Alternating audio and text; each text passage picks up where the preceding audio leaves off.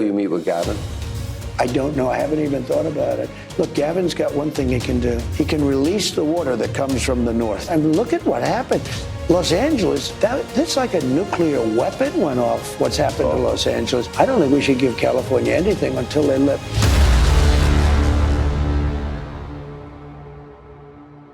In this video today, President Trump rips Gavin Newsom during his first interview as president. Also, there's a new wildfire raging in California. Interesting timing, of course, and more details about the mass deportation raids that have been going on, which I think you're going to love.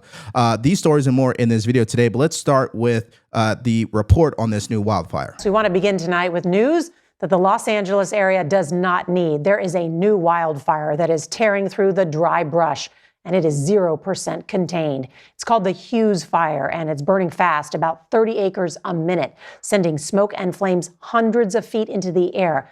Now, evacuations have been ordered in several remote areas. This fire is burning in a mountainous region and is one of 6 fires burning in Southern California. That includes the Eaton and Palisades fires that killed more than 24 people and damaged or destroyed thousands of structures. And then on top of that, there is rain in the forecast, and authorities are worried that could trigger mudslides. CBS's Jonathan Vigliotti leads us off from Southern California. The crews right now are scrambling to contain these flames. They're trying to prevent this fire from jumping over the fire line. We have seen the wind really push this fire as it exploded in just a matter of hours to more than 5,000 acres, sending so many people under mandatory evacuation orders scrambling to safety. Let's get out. Let's go. Now, I just want to interject really quick because I think this is important.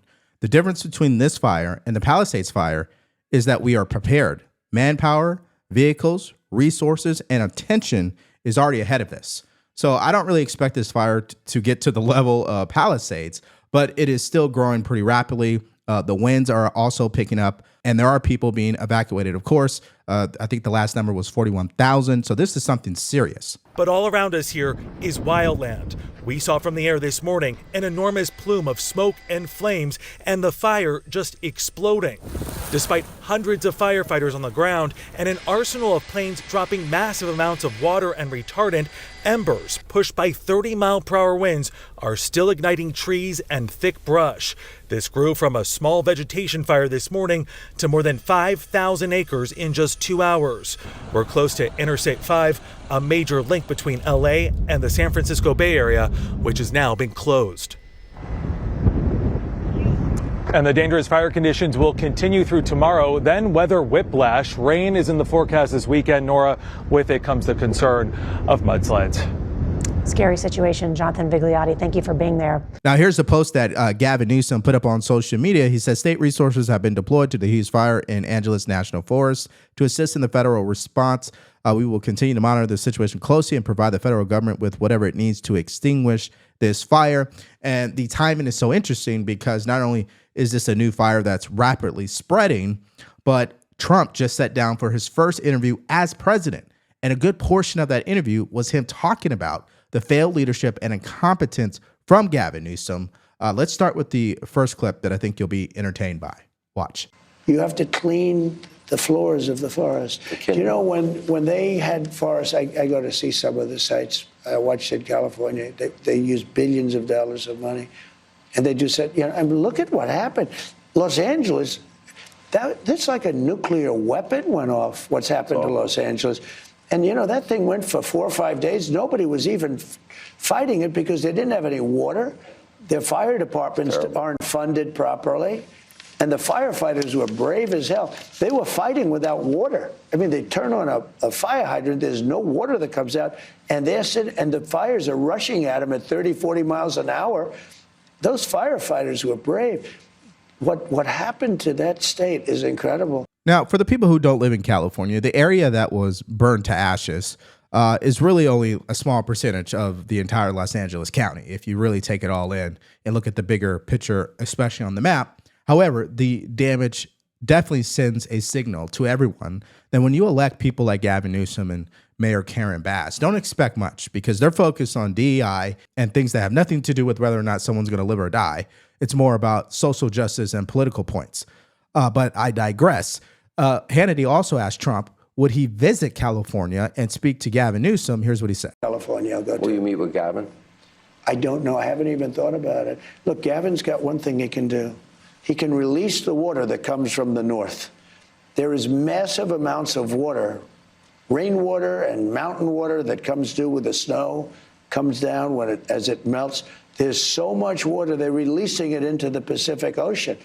And I told him, it's a political thing for the Democrats. I don't know. I played the tape. You said it to him in front of him in 2018. I said it to him in front of the media and everything else, and nobody talks about it. The media never picks it up. You put it out. I was so happy to see that tape because some people said, is that possible? They have water coming down from the Pacific Northwest, which is a lot of water. So much water that they'd have to let some of it go at some point. Now, Gavin Newsom's going to come out and just say that everything Trump is saying is a lie and it's all misinformation. But anybody that actually does their research about the way that water is mismanaged by California would conclude that California fails to collect rainwater and water from snow. We just do. We funnel it into the ocean, all in the name of environmentalism and over the Delta smelt, which I'm going to show you a clip about what Trump had to say about that here shortly. But here's the real question. Should the federal government give California disaster aid without any conditions whatsoever? And what I mean by that, if Gavin Newsom tells the federal government, I don't need to change anything when it comes to our fire prevention policies, do you still believe the federal government should hand over disaster aid? Well, here's what Trump had to say.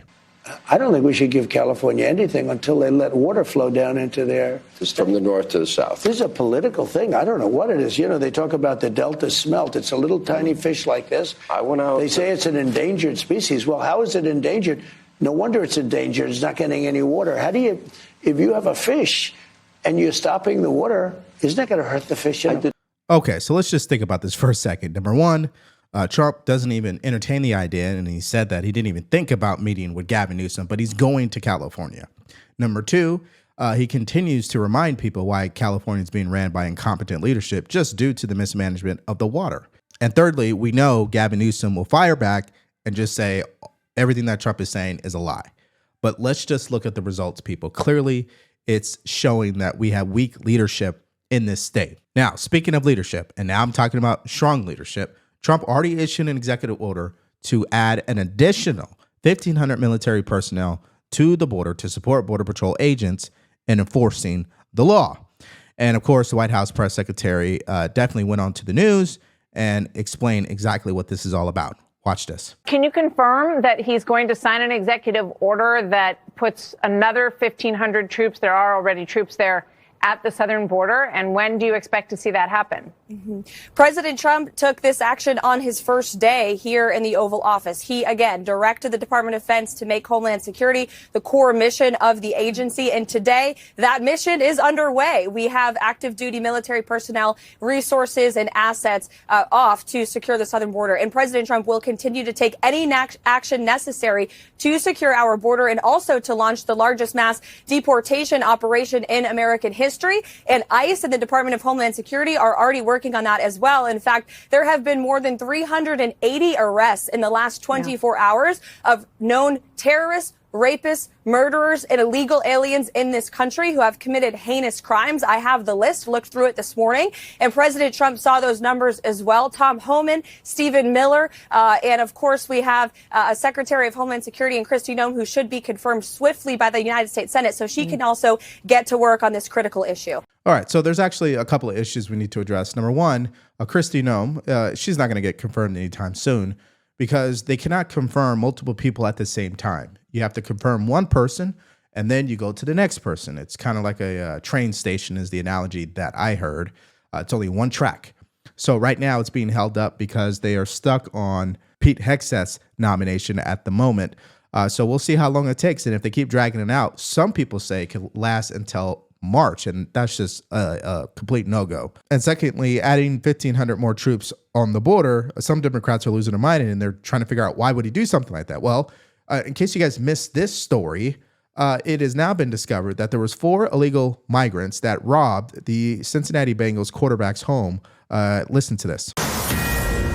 So this is an intriguing story and development. You got 4 suspects in Ohio now under arrest in connection to the burglary at the home of Cincinnati Bengals quarterback Joe Burrow.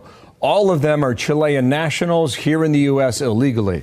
For more, Alexis McAdams is to report on this now. What you find out, Alexis? Well, like you said, I think a lot of people were wondering when there was going to be an arrest in this case. It took about a month, but the Bengals quarterback Joe Burrow was on the field. He wasn't even at his house when police say 4 migrants broke into his home. And now those men, originally from Chile, are behind bars. Police say this is the group, part of a South American gang. They range in age from 22 to 38 years old. Those are their mugshots. The 4 are now facing burglary charges after police pulled them over earlier this month and found some of Burrow's things that were stolen from his house. Like what? Well, an old LSU shirt and a Bengals hat. On December 9th, during Monday Night Football, police responded to Burrow's home. Ransacked, things were taken, and they walked right out of that house. It wasn't just the Bengals quarterback Joe Burrow's house in Cincinnati, Ohio. The Ohio Attorney General says these men are behind a string of burglaries targeting multi-million-dollar homes. So what's their alibi? Well, the migrants told police they were in Ohio to see the snow. But remember, we got to have compassion, right? We got to give these people second chances. It's okay that they came over here illegally. We also should grant them amnesty, right? I mean, this is what the mindset is of Democrats, okay? This is how they think about this entire situation. And that's why you're never going to see them meet eye to eye on anything, which is why Trump has to issue executive orders, because he can't sit around waiting for Congress to pass immigration reform in a timely manner. Now, for the people in the back, you are already seeing results from Trump's executive order today. This is being reported at this point where we're at a 33-hour period. ICE enforcement and removal operations have arrested over 460 aliens that include criminal histories of sexual assault, robbery, burglary, aggravated assault, drugs, and weapon offenses, resisting arrest, and domestic violence. But you won't see ABC, CNN, and the left-leaning organizations report on this because that's not the narrative for them. The narrative is Trump's going to separate families, right? Trump's going to try to pick up your aunt, your uncle from their place of work. Whatever Trump's doing, he's going to raise the prices of milk. Now, that was a story that was published by Fox News, and they will continue to actually make sure that this is covered properly. Now, on this topic of immigration, the House and the Senate did finally pass the Lincoln-Riley Act, and in case you forgot what this act is all about, or maybe you didn't hear it, it's very important because Trump is about to sign it. This is to make sure that if you are in this country illegally and it has been identified that you have committed a crime, you are gone. You're not going to go to court. You're not going to be detained and sit in government resources where taxpayer money is going to be wasted. No, you're gone immediately. Well, here's what some Democrats had to say about all this. Enough is enough. It will separate families. It would lead again to continued discrimination. It's shameful that my colleagues are giving in to racist fear-mongering at the first opportunity to pass legislation to scapegoat our immigrant neighbors and fuel hate in our communities. I know what's going to happen. It won't just be undocumented. It'll be people like my mother who will get stopped and profiled. She have to carry her U.S. passport around. And these are the people who want you to believe, who want us to believe that they're trying to, quote unquote, keep criminals off the streets. When they are opening the floodgates. I want the American people to know what is in this bill.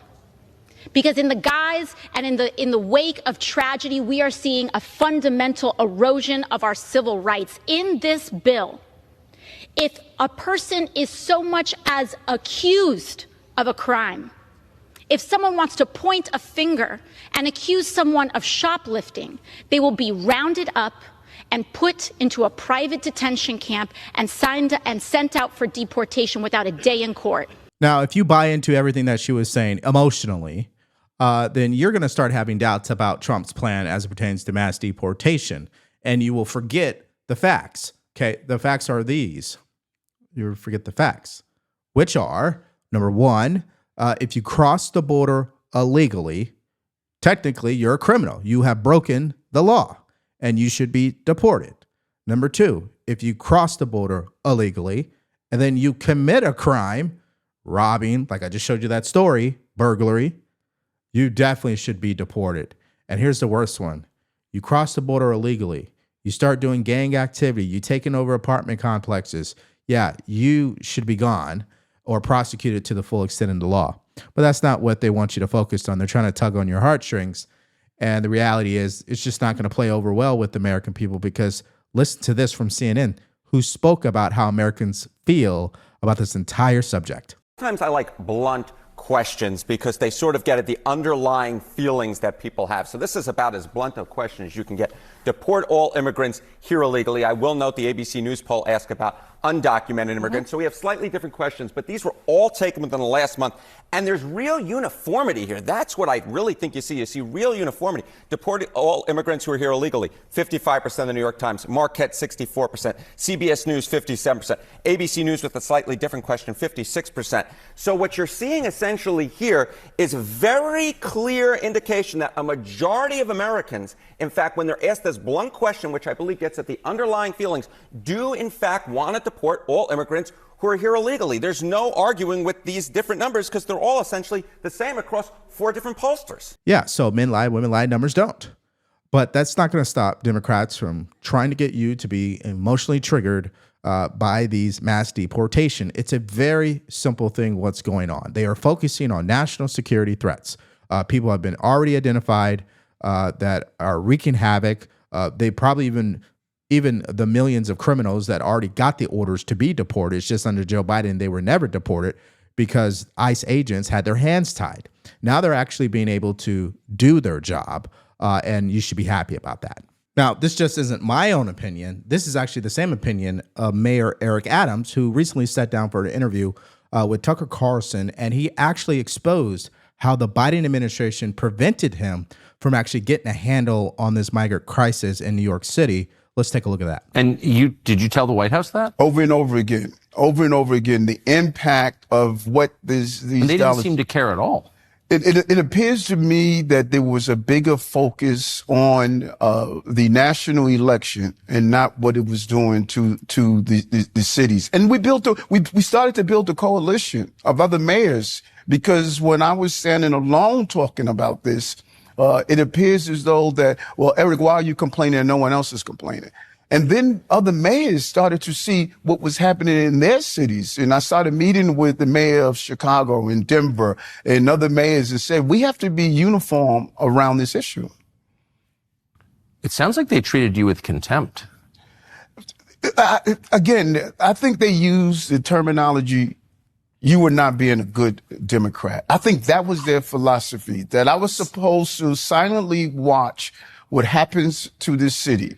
Now, that's why some people speculate that the only reason why Mayor Eric Adams has been investigated is because he was the only mayor to publicly come out and criticize the Biden administration for failing at the border and causing this unnecessary financial stress and even emotional stress on the local citizens in these cities due to the migrant invasion, okay? Because that's what it's been. When you allow 12 million people to cross the border illegally, it is a mass invasion. This is why we have to have mass deportation, okay? This was a gross miscarriage of common sense to allow people to come in.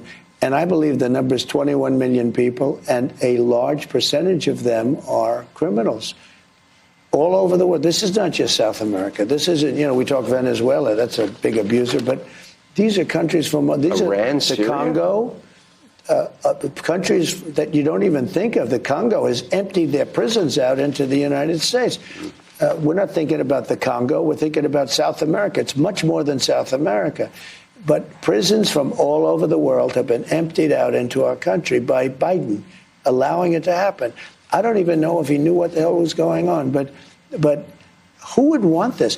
I always say to people, you always like to understand, like in a business here, you want to understand the other side. Why do they want something, et cetera, and you figure it out. Why would somebody say that open borders are good, where jails and mental institutions from other countries and gang members right off the streets of the toughest cities in the world are being brought to the United States of America and emptied out into our country? Why would anybody that even likes, you don't have to love our country, you have to like it. Why would anybody that likes our country, the Democrats, allow that to happen? It's a phenomenal question. My wife and I, we were just talking about this today. I mean, when you speak to progressives about this, just like I believe in common sense, I firmly believe that borders has to be a number one priority. Well, they have the same level of belief, but not for borders. They have the same level of belief for amnesty. I don't. So you're dealing with people who have strong beliefs, just like you do, just like I do, but in the wrong things that are not actually going to be beneficial to this country.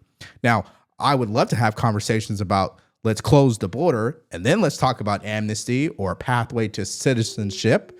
But what Joe Biden did is he killed their entire credibility by just opening the border. Okay, so here's a question I'd love for you guys to answer in the comment section below. Are you guys happy with the report of what ICE has been able to do, how many people they were able to arrest and deport that were illegal criminals in this country?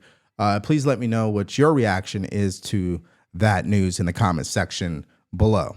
Now, it wasn't just Gavin Newsom, who clearly is incompetent and was ripped today. Also was the woke bishop, who is not Catholic, okay, but she's called a bishop for whatever reason, who delivered that woke sermon towards Trump and J.D. Vance on the last day of the inauguration ceremonies. And of course, Trump had something to say about that early this morning. So if you guys want to check out that story and more, all you have to do is click on that video because it's coming up right now.